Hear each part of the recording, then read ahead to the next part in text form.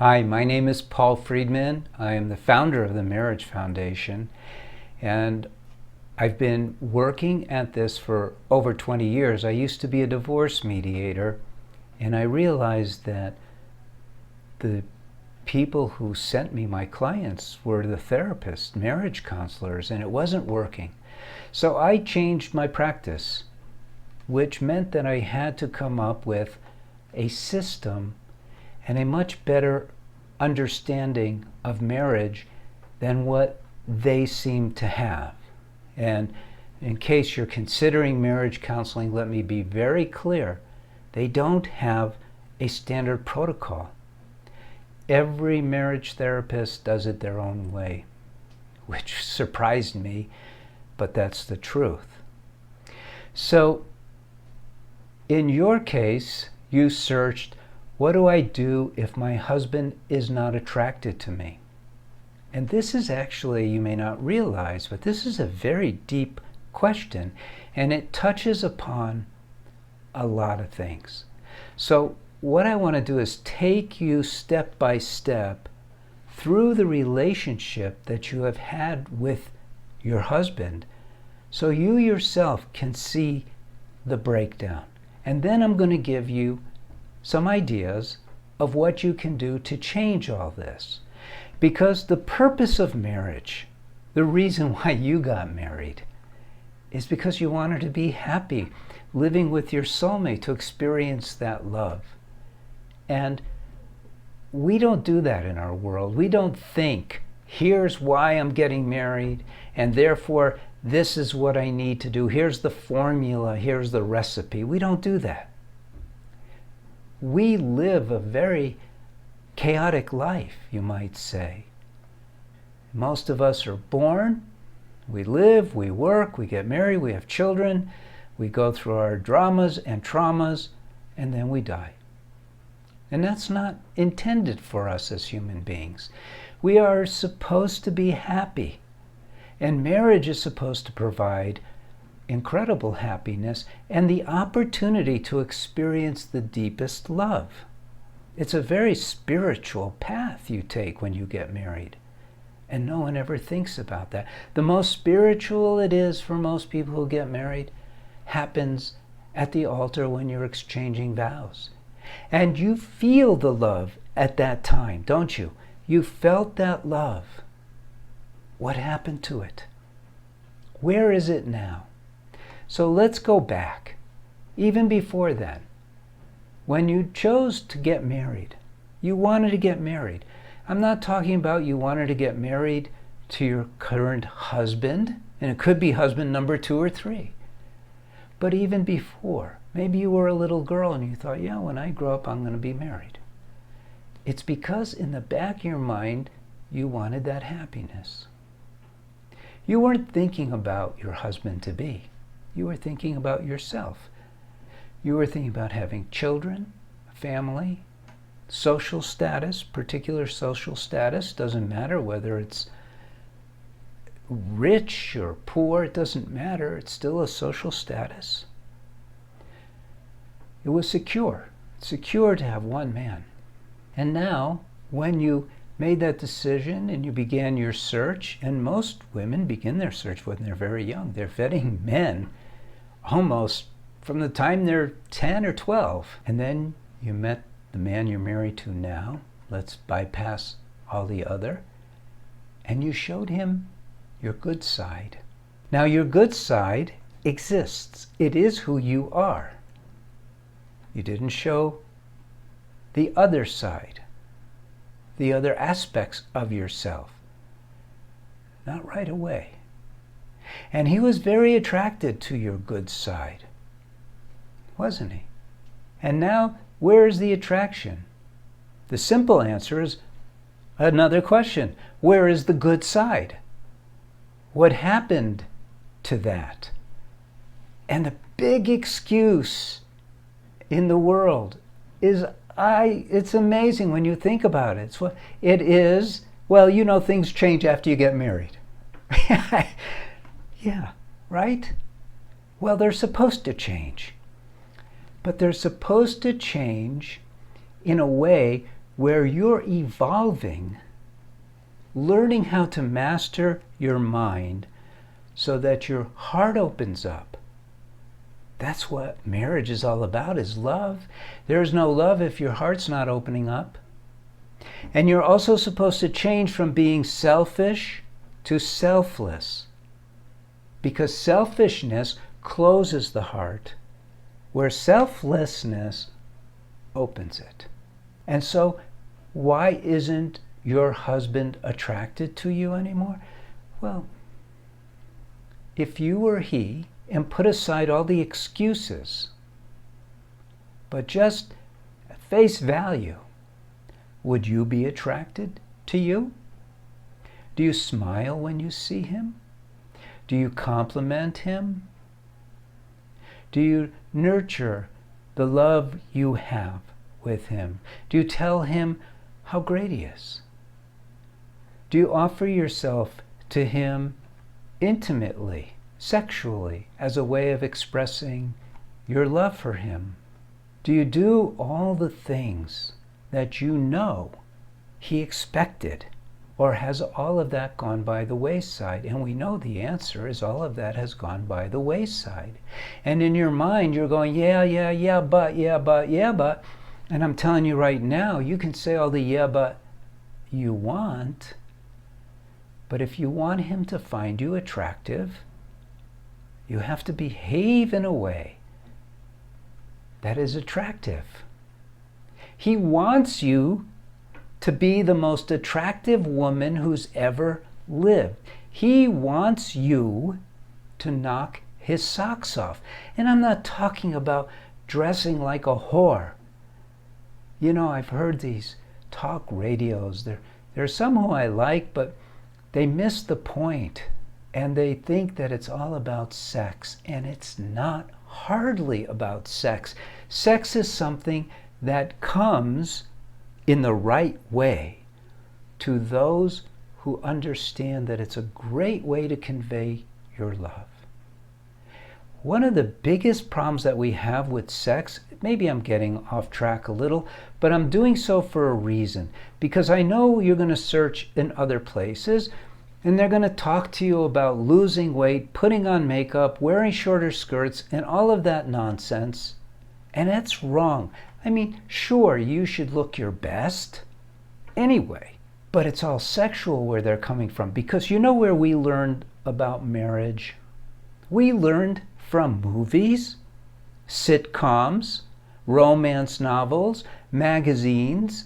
That's where we learn about marriage. Where is proper marriage education, where it shows marriage for what it is?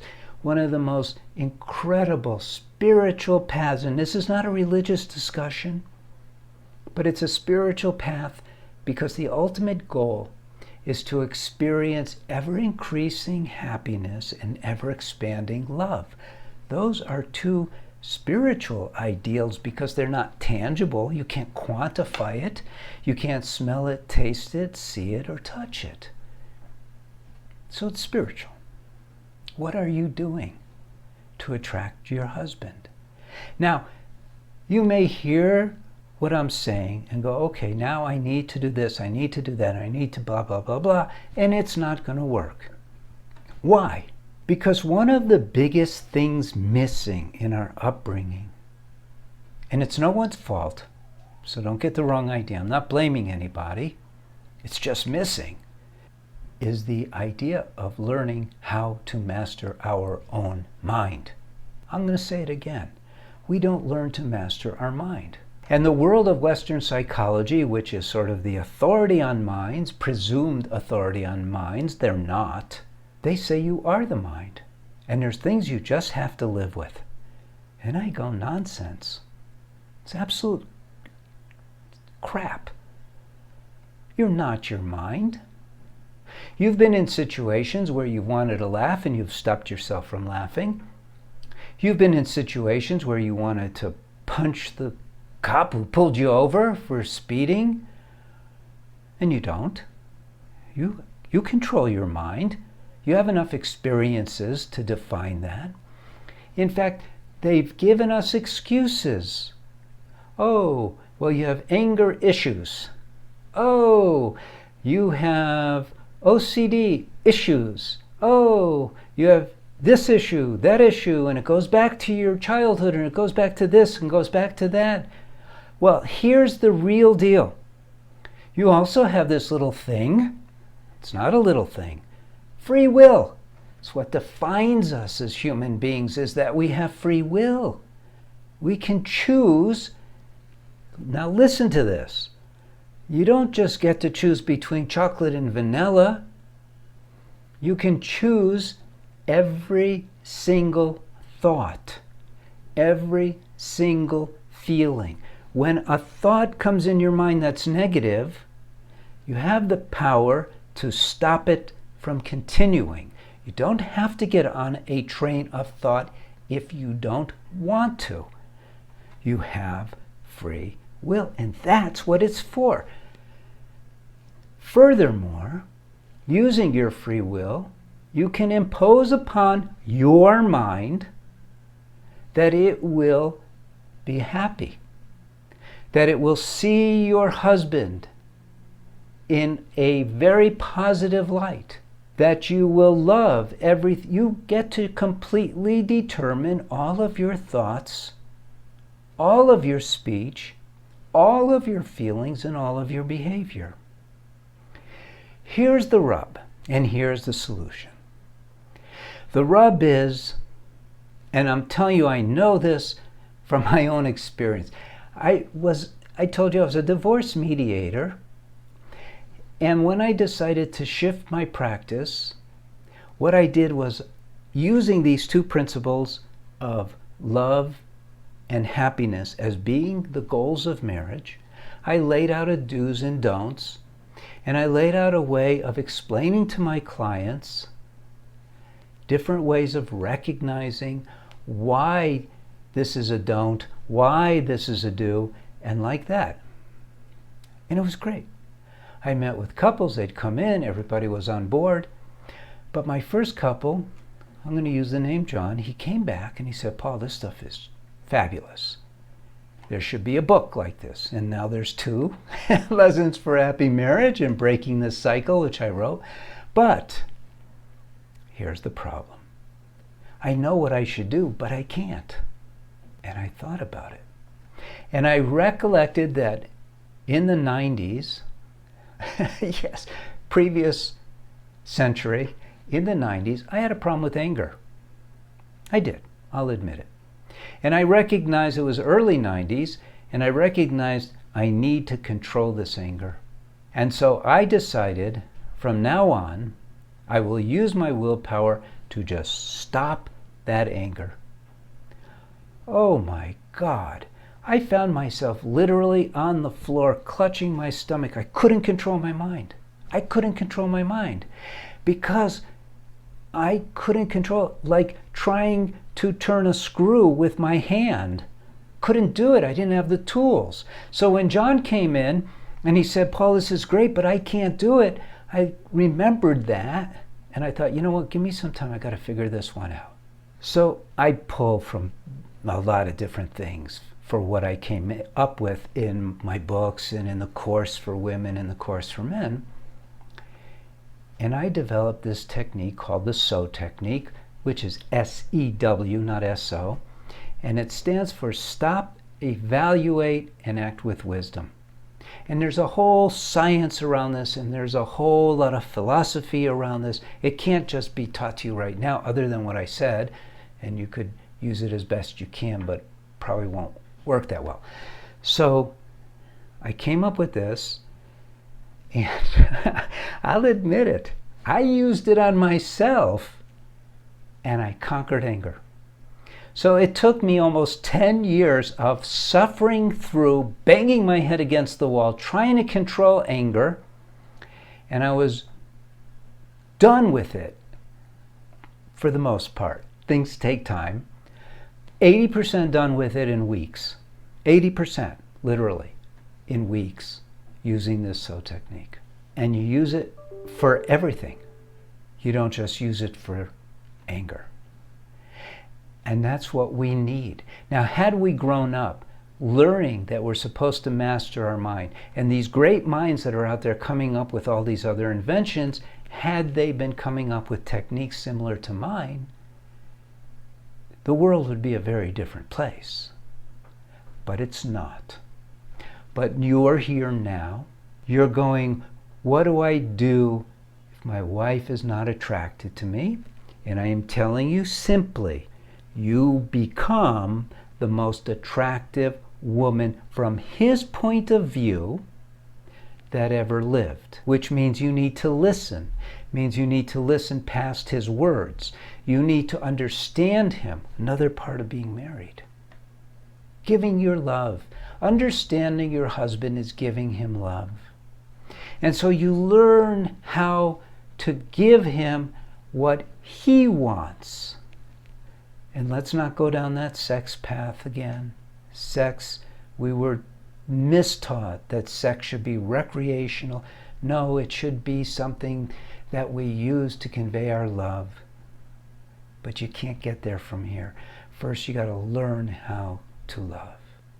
When you learn how to love your husband, the natural thing you will do is please him. It won't be a burden for you. It'll be a distinct honor and pleasure. And then he will find you so attractive. The idea of another woman, for instance, never will cross his mind. He will want to spend time with you. He will be turning off the TV. He will be giving you all of his love, and you will have that which what you got married for. Okay. I hope this was helpful for you. Again, we're here to serve you. You definitely should be subscribing to this channel. You should be getting one of the books, but more, I think the course for women. You get a 3-day free trial, so you don't risk anything, and then it's guaranteed. So get your marriage to where it's meant to be.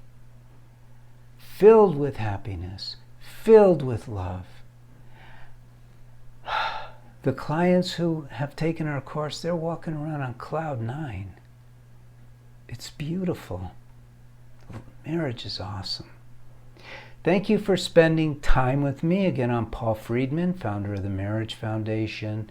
I created these systems for happiness and love. Take advantage of us.